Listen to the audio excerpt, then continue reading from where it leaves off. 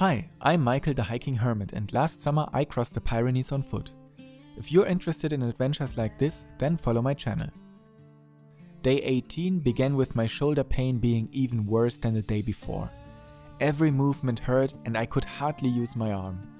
I packed my things and set off, only to realize I wouldn't be able to hike today. Damn, now I had a real problem. I was in the most isolated region of the entire trail and on an alternative route. What's more, I only had food for 2 days left. I pitched my tent again and hoped that a day's rest would solve the problem. That wasn't the case. The next day it was just as bad as before. I decided to hike out of the mountains on an alternative route and take the bus to the next big city. There I wanted to get some ibuprofen and then think about how to proceed. But to be honest, at that point I thought it was over.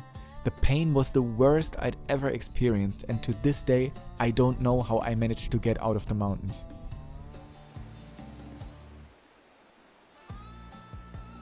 But somehow I made it to Vielha.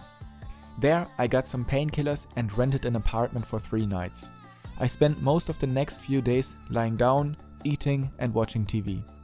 Would I ever make it back on the trail? Follow me if you want to know how the journey continues.